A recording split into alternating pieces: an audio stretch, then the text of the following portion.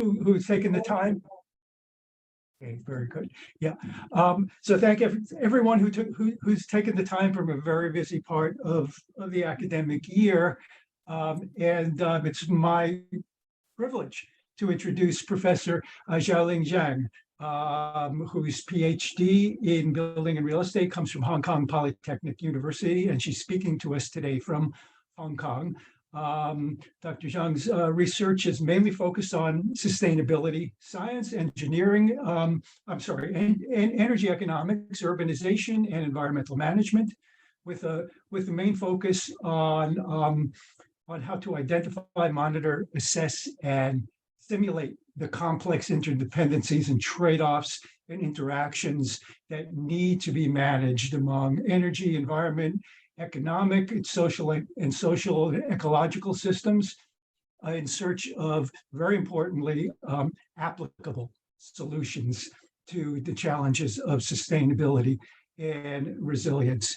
Included in a recent research focus have been decarbonization pathways through the investigation and implementation of sustainable development practices, such as renewable energy systems in the global South. The publications have been numerous in leading journals, including Nature, Nature Food, and Habitat International. And I would also point out that one indication of the impact of Dr. Zhang's work is her 2022 award as a Clarivate highly cited researcher, which according to Clarivate denotes someone who has demonstrated a disproportionate level of significant and broad influence in her field of research. So welcome, Dr. Zhang. Thank you. Yeah. Shall I start just sharing, my PPT slides, right? Yeah. I can share with you. Give me 1 second. Right?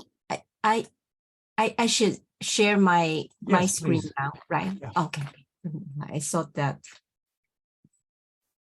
1 minute.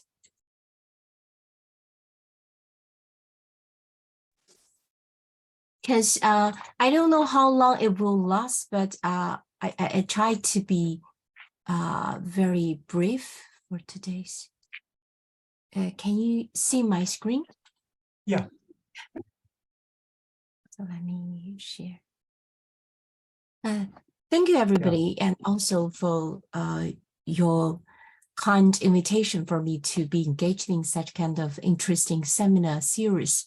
My topic today is the sustainability science dilemma, the puzzle and pathways. I've been working on this topic for the past almost 12 years. Which really, what motivated me is, the very rapid socioeconomic system reflection and changes, transformation, etc. And these fluxes of changes such as technological, socio-economic, and also the governmental transformational, governance styles have been changing and shaping the world we're living, either micro, meso, or micro community level. So all of this have become big background of this research. So I want to start from transformation of this topic. Well, if we look at the history and the growing challenges of sustainable development, we can see that since the first agricultural revolution, that when we have very few group of population, until then we have relatively low resource and energy demand.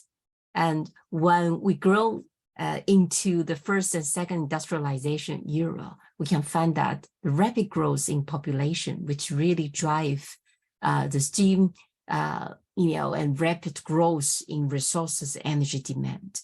So comparatively speaking, the resource energy supply is depleting when we came into the first and second industrialization. And then these words go hand in hand with colonial and first international division of labor. So with a rapid transformational social, economic, technological flux of changes, we can see that we enter into the current globalization era. That is the third and fourth industrialization. So since 1980s until now, we are experiencing rapid population growth, and also internet, genes, technologies. Also, we recently have the computing ChatGPT, which are going to change fundamental knowledge sharing and communication skills, etc. All of this making the flux of changes becoming even rapid. So this really tell the human's activity has predominantly become the prime driver of change in the Earth system, which is showing that between the physical, chemical, biological, and human processes, that we can see that planetary has been met with the dashboard risk. We also have heard the theory of planetary boundary, risk, etc., etc. All of this have driven us to rethink about the correlations between socio-economic development and Earth system development. So these are the major change or challenges that is depicted by the data, the big data. So a specific case studies is from Africa. We can see that more than 2.8 billion people will live in 48 countries that will face the water stress or water scarcity as time goes on.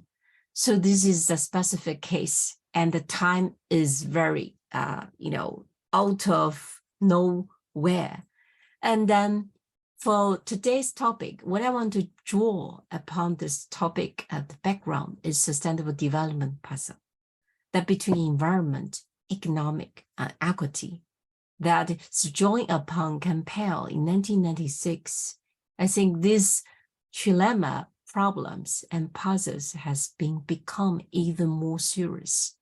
Like between environment and economics, we can anticipate resources, energy, environmental pollution conflict. A lot of interesting practical cases and dilemma has been identified. And the other dilemma is between environment and equity. And we can see that with economic growth, we can find economic growth coalition, and which is constrained by energy use and environmental regulation conflict. So if I use example to show, to illustrate this growth correlation, is without energy, the AI and robots cannot work. So which is this particular conflicts between the future cities that is anticipated. And the third dilemma is between economics and equity, and that we can see the gentrification and generational and income group gap, and that drive the conflicts of between economics and equity. So this third, trilemma has become even more, severe with time goes on. In particularly during the past epidemic period of time, we can see that such kind of phenomenon has been actually engendered the seriousness of such kind of conflicts. So these are the puzzle. So if you go together with me to open such kind of black box of this puzzle, we can see that when we try to fix the first contradiction between economic efficiency and social equity, we can see that because each of the government that intend to achieve more equitable income distribution through distribution channels or ways, it might lead to the loss and distortion of market efficiency like this, from A to B. Well, we can say that it's obviously the opportunity cost that should be considered. to solve such kind of problems, inequality by means of urbanization, what we say, when urbanization incurred, a lot of rural population went into, urban sectors. So their productivity, their cost of living will be enhanced, and their income will be improved. So such kind of A to B problems, will that be solving the problems of inequality? So will that reduce the gap between the rich and poor in initial distribution stage? So if the answer is yes, is this feasible? Well, does that such kind of A to B channels will work in all countries, including developing and developed countries? So I would like to lay a question at this scale. Then we use the urbanization and urban-rural gap, the word data, to show you that such kind of answer is declining. So we can see that, sorry, I've didn't got time to translate into English at this. So we can see impact urbanization on urban-rural gap, that it will, when in the early period of time, the rural's average income will declining. But when urbanization ratio arrive at 30%, such kind of ratio will be different when we talk about African countries, that it will definitely impact on reducing urban-rural gap. So we can see that among the 90 economists data, that by 2017, we have got 81 in the economics have passed 30% urbanization ratio. So we can see and we can explain a lot of developing countries, they intend to use urbanization as sufficient and significant pathways to reduce inequality when we refer to sustainable development. So after the first one, I want to show the second sustainability dilemma. So that is the contradiction between growth and environment. So I want to start from the demand, the population demand. If you see this three globes from 1950s, urban and rural proportion is between 29% until 71%. When we come into 2007, it's nearly half. And then when we try to enter into anticipated future in 2050, we can see that a total of 70% population will live in, urban, while we have only 30% dwelt in the rural areas. So if we try to understand 50%, we can see that clearly, that the whole urbanization ratio in a global scale is rapidly, the speed is changing. It's speeding up from 10% to 50%. That we can see Latin American is spent 210 years, but we can see in Laos, in China, is shortened. It's speedy. So while urbanization is not always positive, we can also see negative side of urbanization. So in this figure, our research finding have really indicated that some of the population areas, they're growing, but for the other, degree of population, according to the Nature Cities data, that the whole population is shrinking. So which means urbanization does not always mean that it have a lot of growing populations at this stage. And if we look at the other side and using this bubbling mapping, we can see the contour graph of the global distribution, that the shrinking cities and the proportion shrink at the city level is increasing. And we can see that between two different time periods, that such kind of phenomenon has been really become even more serious, the situation. So when we try to refer to China's case in our research finding, which published in iScience, we can see that according to the big data, we can see China's population flow has reflected the general law of population flow out of shrinking cities. So we can see a lot of, population have migrated in nature cities, but three typical shrinking cities is Liaoyang and Jilin and Luliang.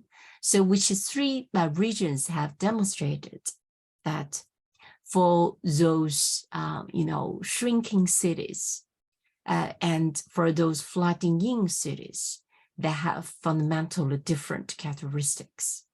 And we can see that 65% of them have migrated to cities towards the top 12% in size. If we look at figure 5, this is top 5. So that kind of phenomenon really drive our fundamental review and rethinking of what has been happening in the past years. Bill Sharp in 2013 have published a book, The Three Horizons, The Patterning of Hope. So he has introduced 3 different ways of the human's development. And we can see that with this, the glimpse of theoretical trajectory is necessary. So I've spent several, years of time to look into the theoretical underpinning of, the economics, social society, and also environmental theories. And some combined, issues can show a glimpse of system development theory.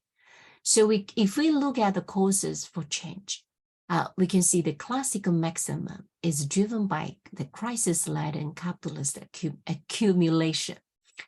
But for the neoliberalism, is driven by the market competition plus individual behavior choices. Like, for example, individual residents will vote by using their own feet. That means they will migrate to mega cities. They wish to escape from their small hometown or from villages. And this is driven by their individual choices because they may receive higher income or higher pay in the mega cities. So for Polonians, they emphasize double movements that both market and the government and making the motivation and drive the growth of changes. And the last one is ANT, the actor network series. And so we can see that this is causes for change is driven by the association of heterogeneous elements. So they have different epistemology, and the ideal vision for society is separated and differentiated between communism, marketization, deregulation, and privatization.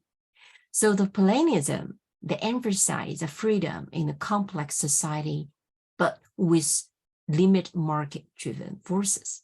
But for the ANT, the emphasis is political agenda is sidelined, which means they would emphasize the constitutive role of non-humans in the fabric of social life and in the fabric of social distributed agency of human and non-human, that's social, economic, technological, complex systems. So this is between the social and nature relations. But the problems so far we can see in the global South countries that between different theoretical schools, we can anticipate different problems. For example, for classical maximum, they would emphasize the accumulation crisis and imbalance in economy, which has been waning the developmental momentums. But for the neoliberalism, their problems does exist within the state dominance and social exclusion, which has really invite or drive the social inequality issues and dilemma. And for the plainism, we can see a lot of over and under marketization problems and dilemma. And for ANT, the problems is shown in the perceived dichotomy, which we also name as isolated development.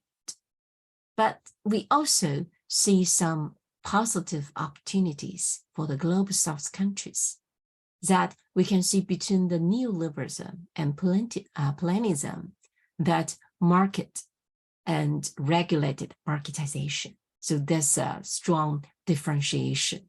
And for ANT, we can see a rising mentality of harmonious development, which we call as common destiny.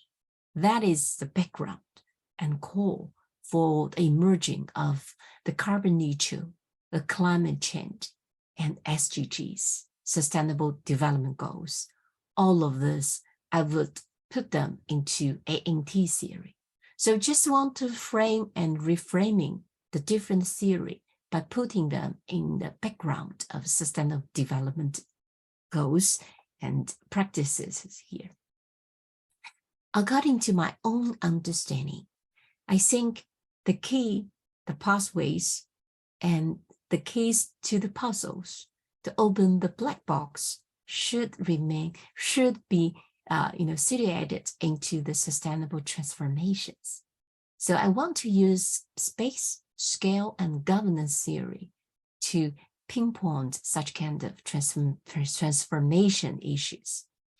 If we look at scale first, we can see that the different politics of scale-scalar arrangement have characterized the socio-economic processes across different cities, regions, countries. And this could be situated and quantified and framed within different scales among different stakeholders and actors. And within this, we can see a greater roles or responsibilities for supra and subnational. Also, we can see regional or urban scales within the globalization, but in future, perhaps we have to see the potential deglobalization trend. But still, we can see the roles are still working. And the last one is globalization. And this is kind of phenomenon between the simultaneous globalization and localization of the political economy that we wish to pinpoint into neoliberalism orientation of a sustainable development policy.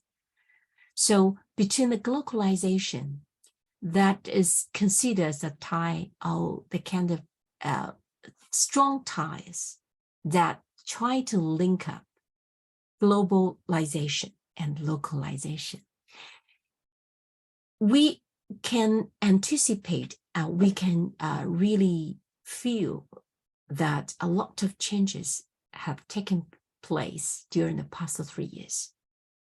So each of the individuals, they live in their own small, we say, micro communication media world.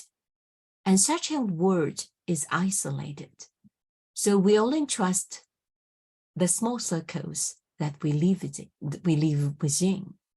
So that is a way, a missing link between global and local.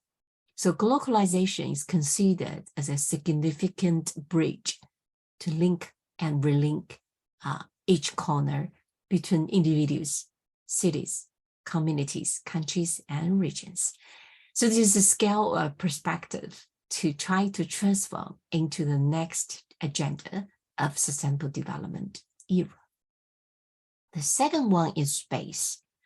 We all live within spaces, well, either the building space, the home, community, and also different cities or networks and nations. So that is how we can see that the geographical unevenness of capital investment, which could be interlocked physical, social, and even economic and environmental relations, patterns, and processes. Such kind of interlocking process has shaped the way that we live. And we sometimes would reconsider how would the interlinked or interlocked, how would the locked in physical, social, environmental relations, processes, and patterns has been or will be transformed in the future. So such kind of issues are driven by the politics of public space. So which I want to pinpoint to the beginning that I mentioned, the three conflicts that is developed from Compel. So that this kind of urban-rural conflicts have been based on the way of using the image of the cities and also the social psychological aspects of conflicts. So I want to give an example. In the city center, a skyscraper can be built for urban park, which should be used for citizens, but the capitalism, actually the growth correlation theory has really indicated and introduced such kind of interesting research in the past 20 years, I think. But in terms of space, how should sustainable development theory could help to break through such kind of politics of public space, to break through the conflicts, is become even more significant in the future. The third one is governance. I would like to put governance as a pathways of changing or pathways of transformation, because we can see that from previous table that the public, private, and social correlation has changed. The ecological, political, and economic landscape within cities, countries, and even different organizations. So such kind of process within and beyond has been changing from either formal and informal institutions. So such kind of theory can anticipate it from, Alino, from economic theory that she has developed, which has awarded of a Nobel Prize. So such kind of process across the unevenness of space and the interlinked geographical scales needs a lot of quantification, and that process needs a lot of interdisciplinary researcher to come together to quantify, to show the difference, and to see the common laws within and beyond.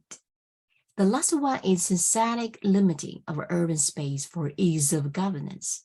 So how can we really making use of governance has become a significant way of changing, a significant pathways of transformation. So this is the theory is I want to try to link the framework to see whether we really can make things, change, make things happen. So this is space. Well, as I would like to call me a sustainability scientist, we need to look at the methodology and methods. So Labarge in 2007 have cited such kind of contributing scientific disciplines as ecology, biology, complexity science, sociology, psychology, demography, science and technology studies, and history.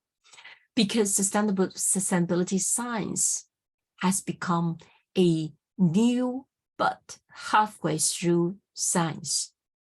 Because there are a lot of subjective elements that needs to be quantified, need to be measured, which reduce the subjectiveness of the elements in terms of scientists' perspective. So we can see that these are all different disciplines of sustainability science.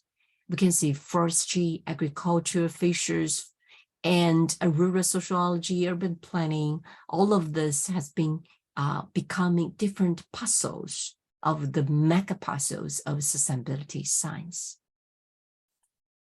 So I want to try to compare between the time and the historical, the core research objective and questions, and their core research methodology and prominent scholars and theorist notions, to compare between physics, chemistry, economics, ecology, and sustainability science. So obviously, sustainability science has become a proclaimed field of science since the publication of Rubber Cats in 2001. So their core research objects and questions is social ecological system.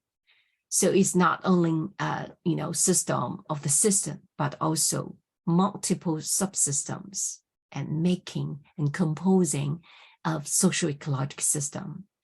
So such kind of interdisciplinary with mixed methodology, with a lot of conceptualization, with also quantitative model building and complex system thinking, making such kind of theory or sustainability discipline of becoming a scientific discipline, a very daunting challenge. So there are a lot of researchers start to much into such kind of theory, but we need wait with patience to see how each of the theory, the methods, and the data can be tested by using more and more empirical studies. So this is the comparison. So I want to try to build up a conceptual framework by using sustainability science trilemma. So in my opinion, sustainability should be considered as dynamic, relational, and multidimensional, which encompass all four of socioeconomic, ecological, and governance spheres, and across different scales.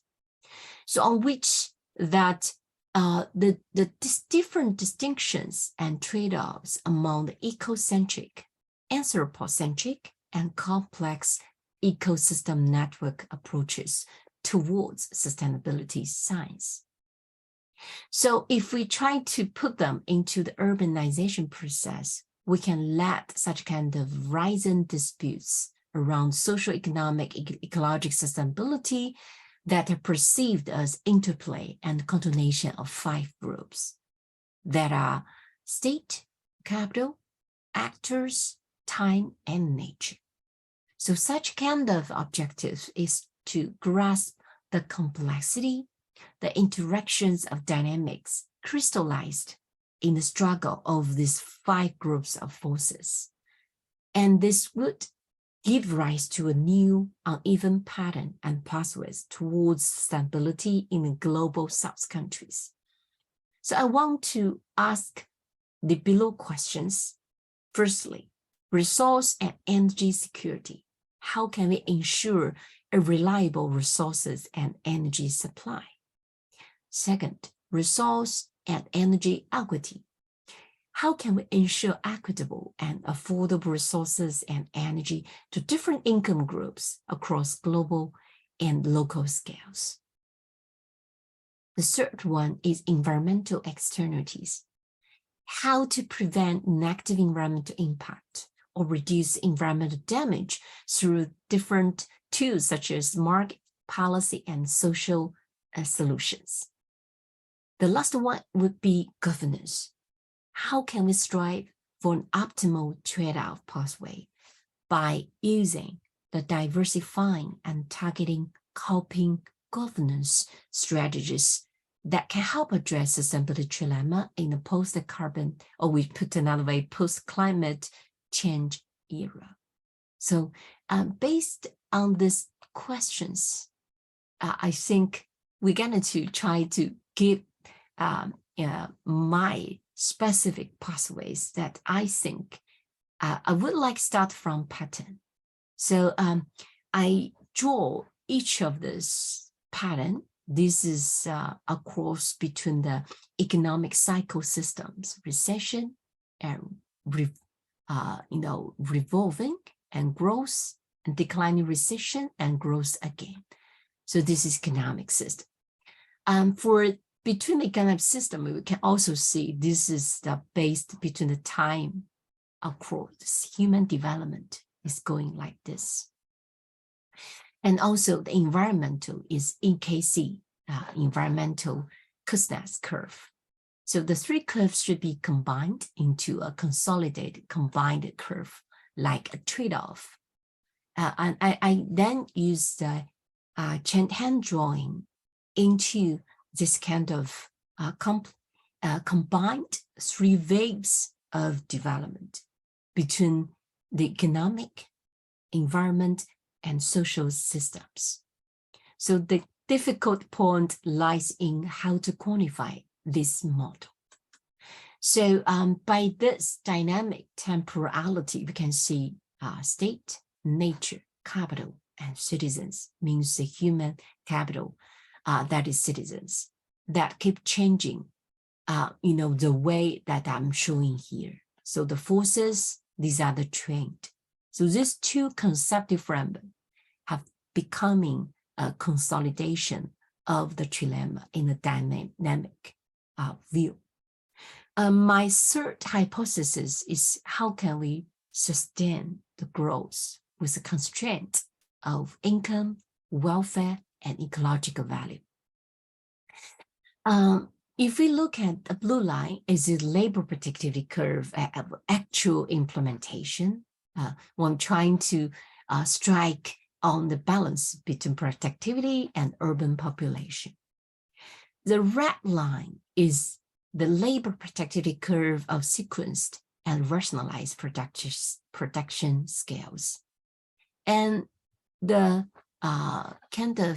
green line means a curve of the total cost to saving that related to increase of labor productivity in the production process.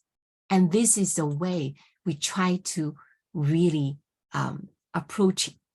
So from S plus to O plus is a way of pathways, and also is a direction of transformation.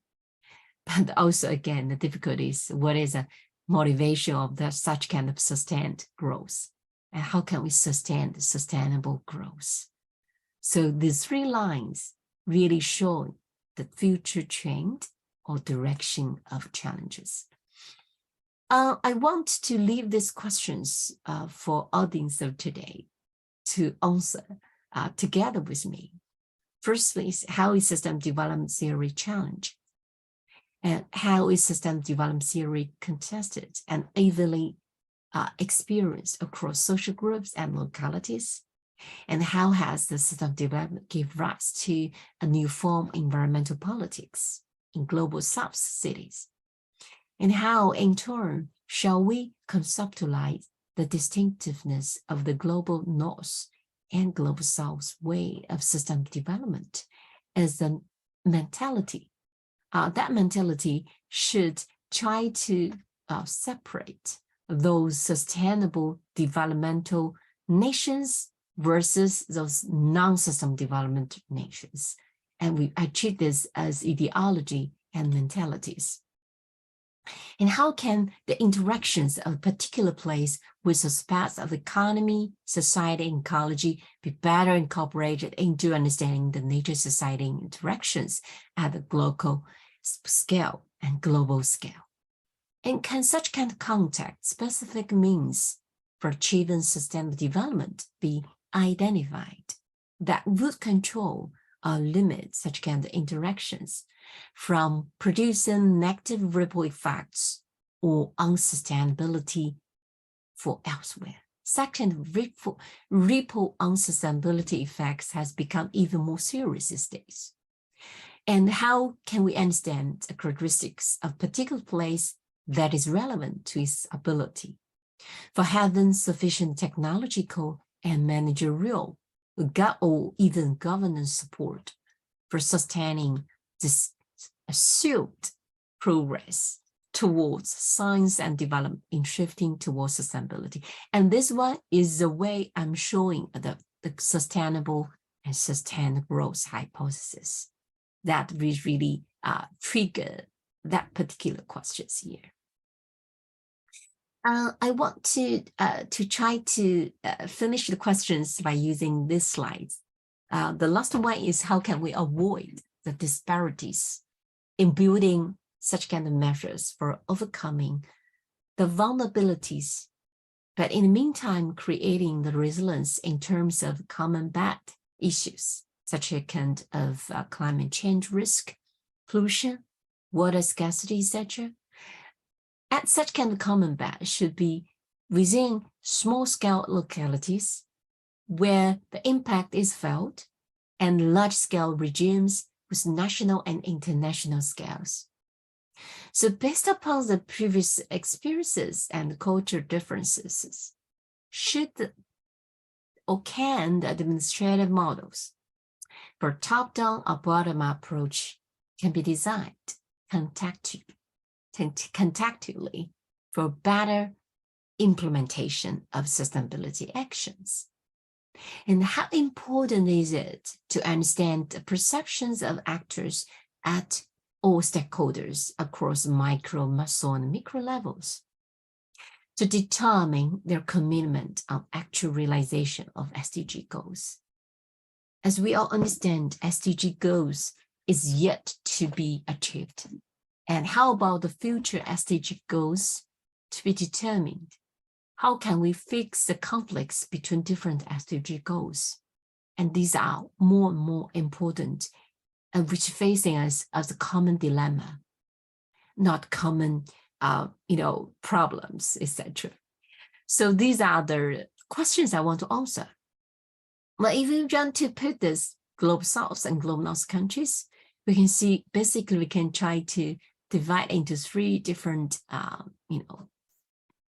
hierarchy systems. I use pyramid, like survival, transition, or consumer economies. So each of the economies face up different dilemmas, or different puzzles, or different difficulties. So for transition economy, in particular for India, for example, on one hand, they have to cope with the population economic growth.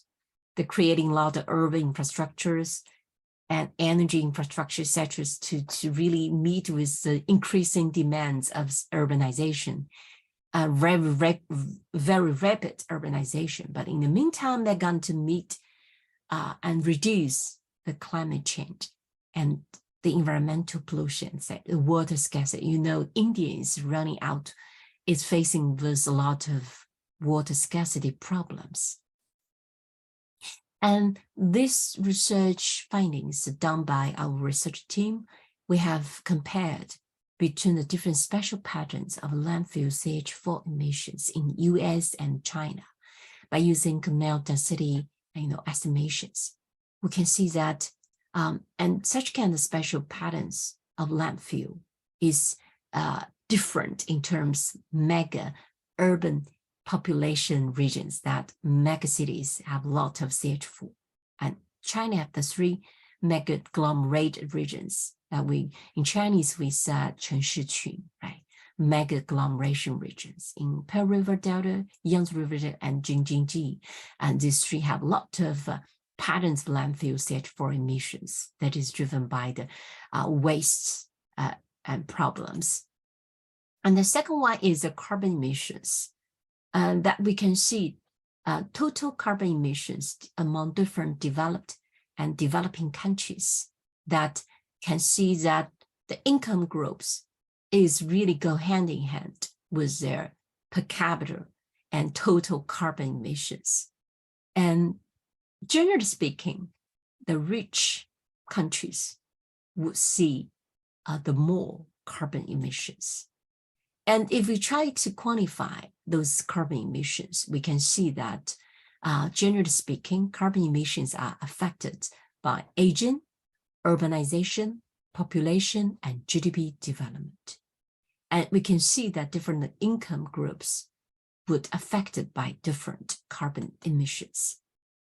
And I want to use final chapters to try to give some interesting governance or pathways perspective to close today's sharing. Well, we can see that my research team has been working on the special temporal changes of urban greening in China. We use GIS, we use nightlight data. We also, in particular, we use NDVI test and MK test to show the trend. And we use different modules and NDVI data to show those changes. This one shows the changing trend of urban greening from 2001 to 2019. And this right-hand side shows different old urban areas and the new urban areas have seen fundamental different, urban greening trend. This is interesting finding. And for this figure, we can see that between 2007, the urban greening experienced both growth and declining. But from 2007 to 2012, there were noticeable decrease in urban greening. We saw from 2012 to 2019, the trend seemed to have reversed. You can see here, this is brown color, and this become greening again. And the trend has reversed. And we can see clearly growing in urban greenness. And from the right-hand side, we can see significant greening trends were mainly observed in urban centers, either in Yangtze River Delta or Beihai regions, Bohai, Huanbohai region, and also the Pearl River Delta, and Chengdu, Chongqing, and this is in western region of China, also anticipated in urban centers, while the browning trends were scattered across different suburban areas, like here, suburban areas, you can see here, between the different urban and rural. In Chinese, we say 城乡结合部, that is suburbs of a brownfield. This mismatched resources in land use, we can see a clearly land growth correlation in China.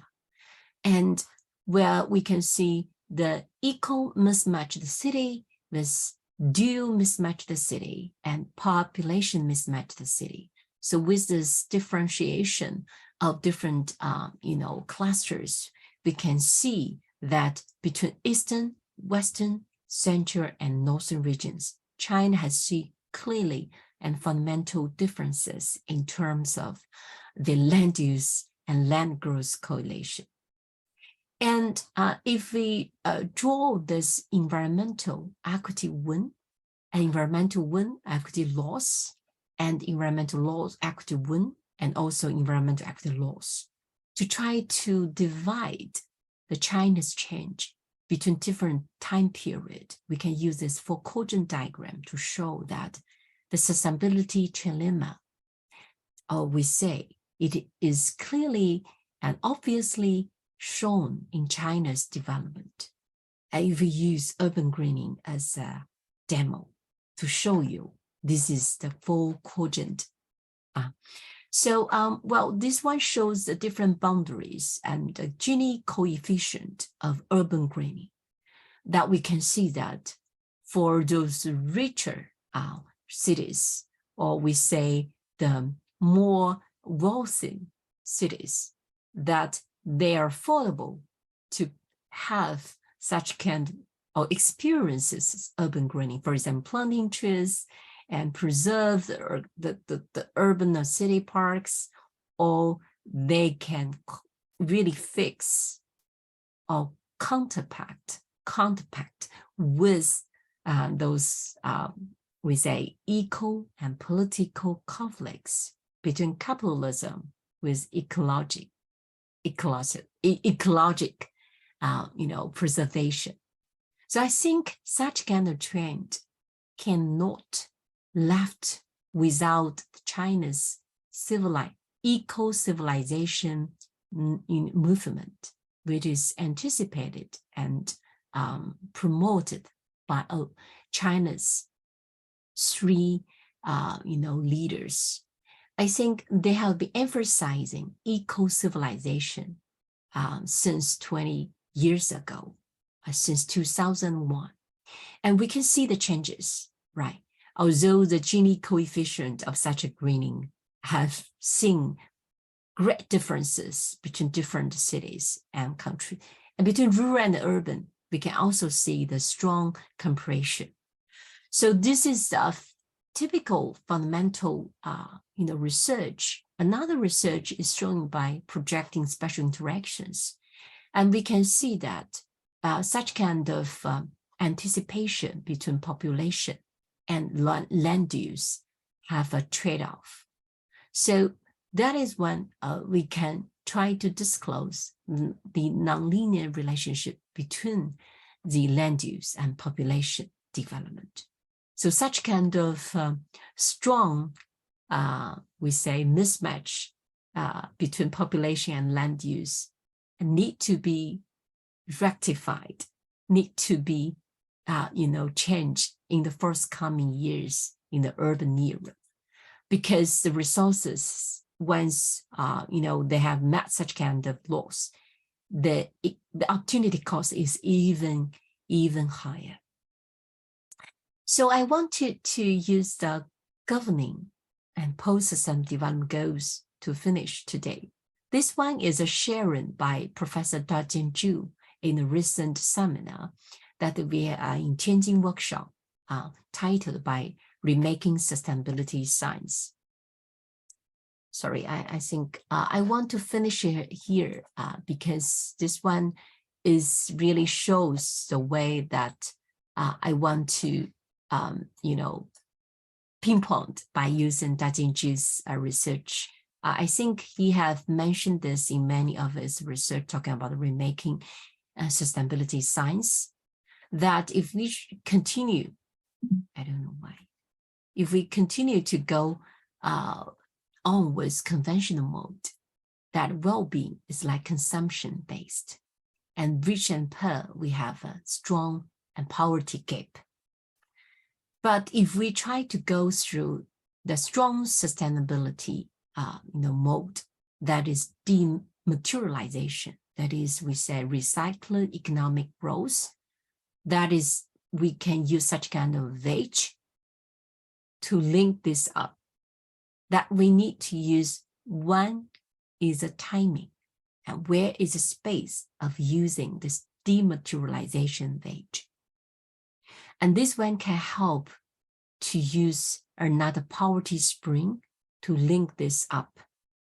The third one is dematerialization and lifestyle transition, and that we use lifestyle and dematerialization wedges. So this one will change the consumption lifestyle. And this is need the last miles of sustainable development, that is behavior change. So for each of our behaviors, in terms of energy behavior, environmental protection behavior, etc., all of this needs a lot of, challenges or changes that we have to change from conventional into the post-sustainable urbanization or post-sustainable consumption mode. That one can really making the equity clamp become a reality in the end. I think I want to stop here because the other parts has not been clearly and emphasized and using empirical model to support. So that's why I want to stop here. Thank you so much. Thank you very much, Dr. Zhang. Incredibly intellectually ambitious and very intellectually inclusive project, and given us an awful lot to think about. So I'd like to open it up to questions or comments at this point. Anyone, if you prefer to use the chat function, Dr. Huang and I will monitor that. Otherwise, please just go right ahead and speak up. Don't forget to unmute yourself. Max, yes. Okay. Well, Hello. thank you very much, Dr. Zhang, for a very rich and thought-provoking talk. So I wanted to, I was thinking about the triangle you showed, about the global south and the global north, how global north needs to reduce environmental impact, and global south essentially needs to develop and meet the basic needs. Yeah. How can that actually happen? How can we tell developed countries to somehow slow down their growth and maybe even reduce their standard of living in doing so? Yeah. This is a very good question. Yeah. How can we try to fix such kind of dilemma? I would try to say that there's like a dancing with chance. So when we go dancing, we should be, have free dance. But when a field was constrained by resources, by the environmental externalities, such kind of, in particularly growing, but growing was control or degrowing, and making such kind of transition economy, as I said, become a very significant dilemma. But your question is how? I think I spent some time to talk about the pathways. So if we can try to use and achieve such kind of pathways, I didn't share this one due to the time, but I think such kind of theoretical understanding could perhaps help fix the problems. If we use level 1, that we may have a strong social basis, and then, for example, the decarbon and low carbon culture to promote the kind of morality education in kind of growth environment dilemma. But the second level of institutional environment, we would have to use a lot of formal institutions of the different regimes, or I use game, like political regimes, and also the administrative design and property taxation, for example. All of this can change and shift the supporting system of this kind of environmental reform. And this would develop the institutional environment to achieve first order efficiency, as we said. If you remember the one that I sent first, the curve from the red to blue, and to blue goes to green. So the green one is second order efficiency. First order is actually start from institutional environment. And so the level 3 would say is governance structure, that is governance. So we need to use the conduct operation, really making it work. Like we use contract, like a financial system and fiscal tax that is given and controlled by the government system, power system, and corporate carbon emission rights. China has initiated CCER and carbon trade markets. All of this are helping changing and the way of, we say, in the second layer of the pyramids, transition economy. So then need such kind of governance structure to change it back. And final one, there's level 4 that we use resources allocation.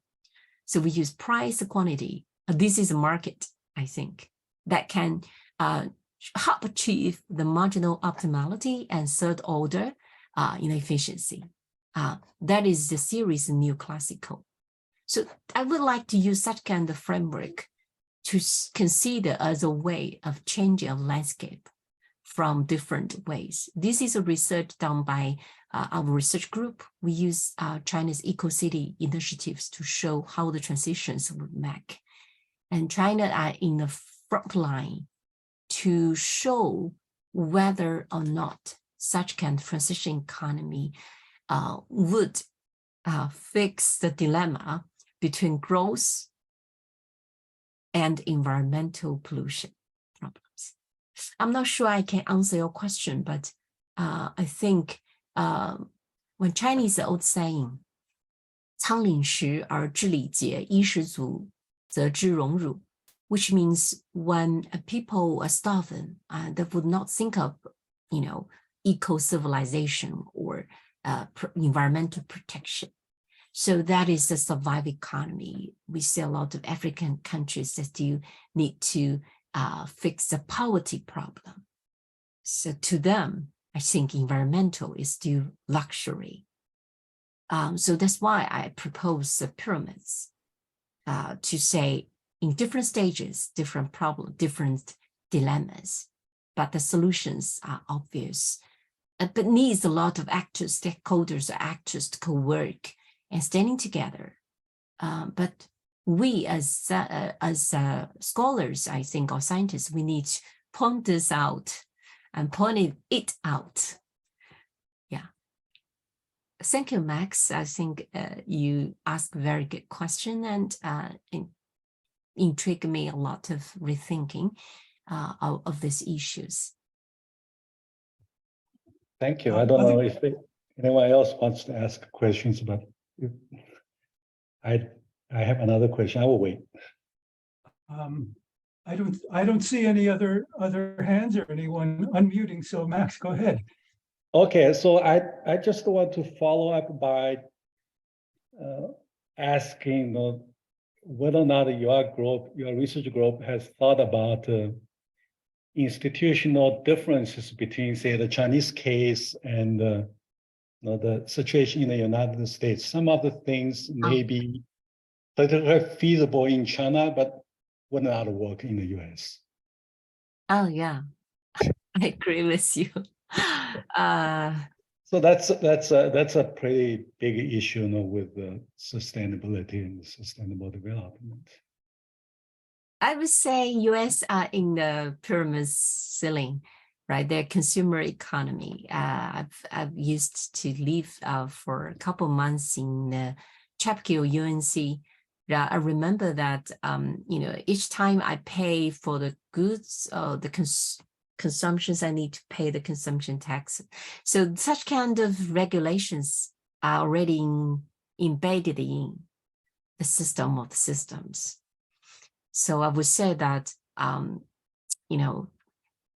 for the US contacts, for European countries in contacts, I think health risk is becoming first priority on top of the other issues. So people pay more attention to health, to risks of environmental, to the vulnerabilities of population, and to the vulnerability of the ecosystems. So I agree with you, it's different in terms of the governance structures, in terms of developmental stages, in terms of the mentalities and value systems of the countries. Yeah. Thank you. But the common goods should be highlighted. Yeah.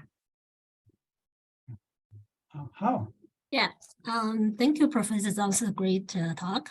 So just one question is wondering, you mentioned cement use in China in 3 years actually is equal the cement use in US in a century. I'm wondering, do you compare the same stage for US urbanization rapidly growth or the China's urbanization rapidly growth stage, since actually both experience rapidly growth, but in China is recent, but in US is several decades before. Yeah. You mean environmental or economics or urbanization? Yeah, urbanization. Urbanization, yeah. So I think you mentioned one is 3 years and one is a century. So it's a cement use. I'm wondering, do you compare is the same urbanization rate stage? So which means when China currently experience the rapid urbanization growth, definitely have a lot of construction activities going on there. So that's why I have the large amount of cement use consumptions. And here is already not much like construction activities as like China, since it's already experienced rapid urbanization process. So that's why I'm wondering, when you compare that, is compare the same urbanization stage or? Oh, I see what you mean. Yeah, thank you. Good question. Urbanization is a process. So what we can evaluate is a process of urbanization. Like we say, we use population, urban-rural population proportion to quantify such kind of a speed. So that we both look at like the proportion of urban population versus the total population. So compared between US and China. So with this, we can see that across different, these kind of, as we say here, that China spent, I guess that's your question, right? So whether we use the same benchmarking. Yeah. I would say that urbanization ratio, this one is ratio means, between, different time period time, we will use the same changing ratio. Changing ratio is not absolute, is a relative ratio, changing of urbanization ratio to quantify the urbanization speed, whether it's faster or it's slowing down. So this one is a collaboration with, Fudan University Professor Guanghua Wang. We have been working on this for urbanization and inequality. And this paper for this one has published in NPJ Urban Sustainability. So I can send you for further references if you have interest. That will have introduced clearly how do we measure the urbanization ratio. Thank you. And yeah. This one is Baidu. Baidu. Yeah. Yeah. If I could, I'm trying to formulate this as a question, and I was really fascinated by the way you linked what you're doing to your fundamental theoretical paradigms, and then going back to that the pyramid, to the triangle that Max had just talked about. The fact that the developed world enjoys the other one with the developed and I'm sorry, maybe I draw this. South. You mean here, right? This one. The triangle with the global north, the consumption economy on top, and the very simple diagram. There it is. Triangle. This one. Yes. Yeah. Okay. Yes, the consumer economy. You could also look at this in a different hierarchical sense. If you think about one of the persistent, I think, insights from Marxist political theory is that the structure of the global political economy has the persistent effects of imperialism. And the idea that you have the global north enjoying a consumer economy to a certain extent rests on the foundation of the extractive economies of the global south. And so what becomes necessary then in order to counteract a long history of those negative ripple effects that you talked about going from the global north to the global south necessitates transfers of funding, of technology. And of course, a lot is done in terms of both foreign direct investment, portfolio investment, private investment flows on one hand, and official development assistance on the other, from bilateral and multilaterals. All along the way, you encounter the governance problems that you're talking about and the need for transition within each of the institutions and the political interactions within them to change the nature. A lot of policy has changed. I look at changing policies of the World Bank, for example. And and the Yeah. introduction and requirement of environmental conditionalities for most forms of project-oriented aid, but the outcomes don't quite live up to expectations. How do we address that? Because something I've been wrestling with for a long time. You've come up with a wonderful framework for identifying and locating where the challenges are. Help us find some answers, I guess is my question. Yeah. I understand your question and your comments. I think I treat this as comments. And I agree with you that it looks like too simple to put in, the dilemma, the developmental stages, as well as the future, because this one also showing the future. So it can predict the future. But my kind of, imaginaries, it should be the upside down, like this, like this. Yeah.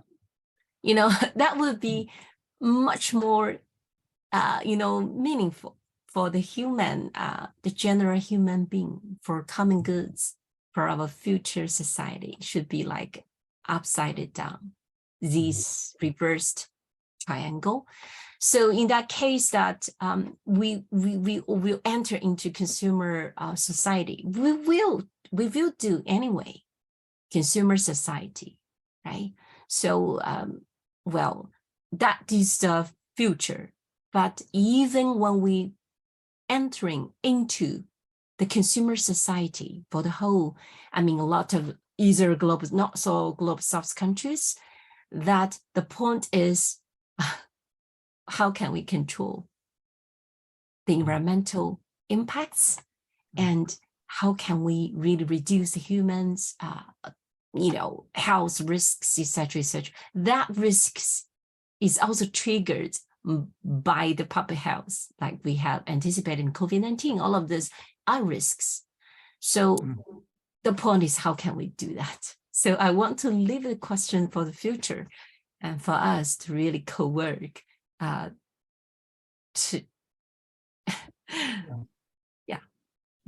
Energy is really a bottleneck. Energy is really bottleneck. Yeah. Thank you. Great, thank you. Any other questions or comments for? I would like to know where this research is published. I'm interested in taking a look at it. Like the last the last slides you cited the 2023 research. You mean Dajin Ju's research? This one? Yeah. Where is this that? Is I actually want to say, because this is the Tianjin workshop in Sustainability Science Forum. He presented this. It's very interesting. It really triggered me to putting this as the ending of the seminar. But I think Professor Zhu might cite from some scholars consolidated and framing together.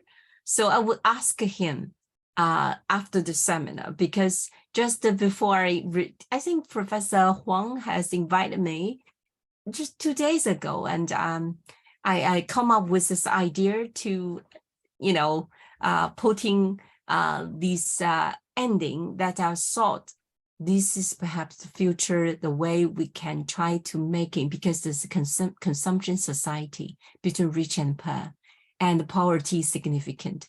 This is perhaps I will try to figure out and send you the source of the research publications of this. I hope that this one has been published by Professor Zhu, or Professor Zhu has cited from some other scholars' research. I apologize at this stage. I didn't give and provide an original source, but due to the knowledge sharing, I think it's very significant to introduce to you and to the scholars in the world. I think that's why I put it here. Interesting, thank you. It's in the seminar, yeah. anything else for Dr. Zhang? Okay, well, thank you very much. I mean, extraordinary work, especially on such short notice, and very interesting. You give us a lot to think about, and really appreciate the time and the effort. And again, I want to thank Dr. Wang for organizing this, and I hope to read the finished work at some time, because it's really, as I said, it's intellectually challenging, inclusive of so many different ideas, and addresses so many compelling problems related to sustainability that I think it will make an important contribution. Thank you. Thank you very much for a very interesting, as I said, a thought-provoking talk. Yeah, Thank you. thank you. Thank Very you for nice. your kind invitation, and for your listening. And know listening and patience is the most limited resources these days. And thank you for your patience, and thank you for your time and spent with me. And hope that you can visit Hong Kong and let me know. Oh, yes. Thank you. Thank you. Bye-bye. Thanks. Okay, bye, everybody. Bye. Bye. Thanks. Bye, Janice. Bye bye.